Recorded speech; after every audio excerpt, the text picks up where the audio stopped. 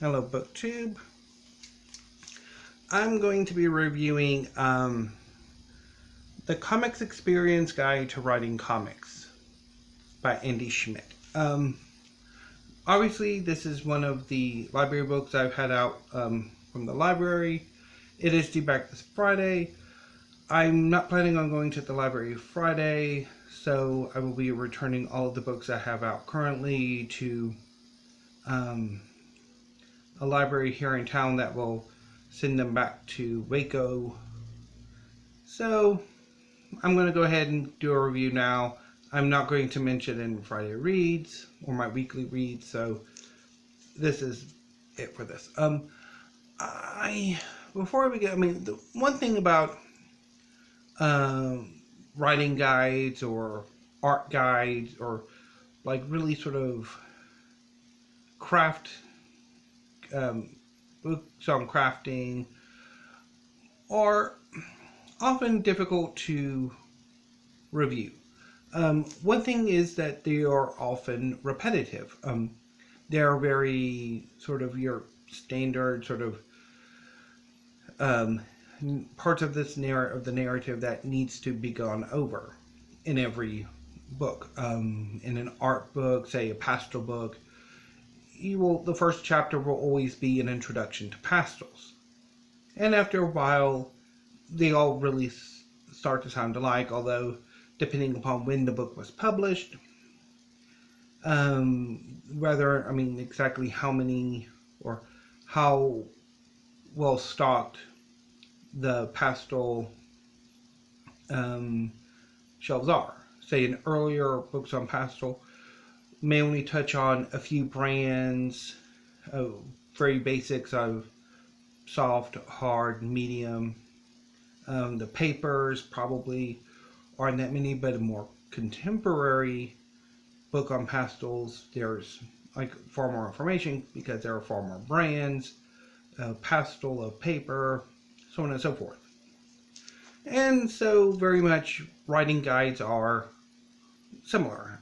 There's really the basics that everyone has to cover, and it does get repetitive.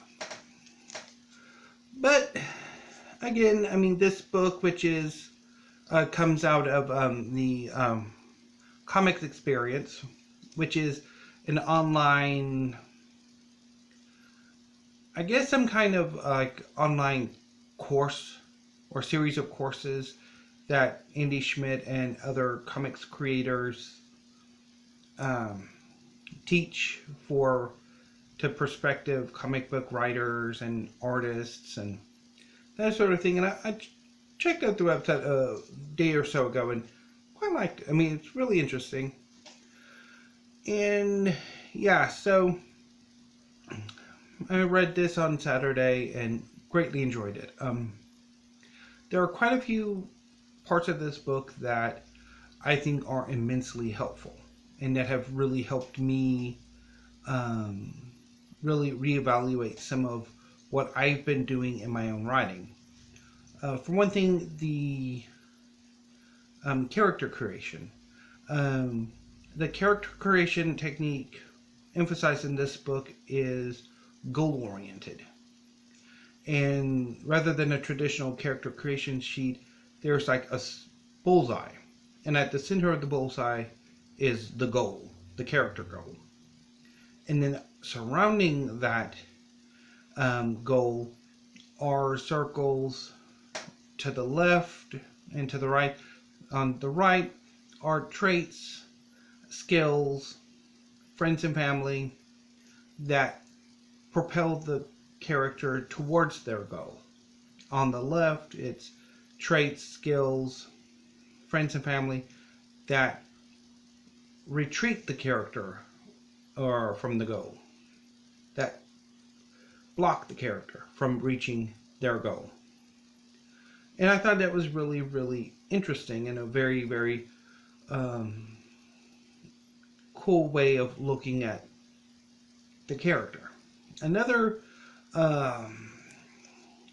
lesson I drew from this book is thinking of the writing process, not of writing and then a short rewriting period, but of layering, of constantly writing and rewriting from a seed of a story idea, a single sentence that really encapsulates the idea of the work, and then layering on it from expanding that to the acts, and then giving those acts scenes and chapters, and then building on those chapters with scenes and building on those scenes and on until eventually you have a fully fleshed out story.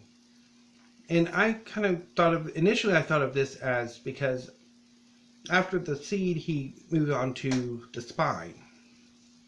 And so that kind of gives the idea of maybe gestating a story.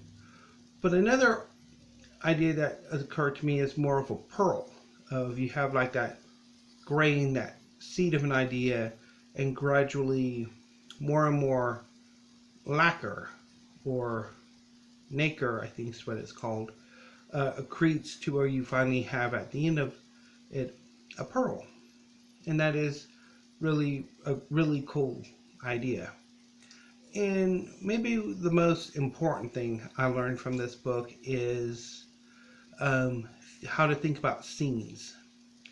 That each scene begins with a charge, like a neutral, negative, positive, negative, super positive, super negative, and that by the end of that scene, the charge has to change. So say a negative scene becomes a positive scene, or a super negative scene becomes negative, although I guess maybe the more extreme ends of the charge, the super positive, super negative, are either best at the end, or a beginning that transitions into a more opposite of what it originally was. But yeah, so I really enjoyed this book. It also touches on a bit on comic book scripts, even though there's not really an example in this book.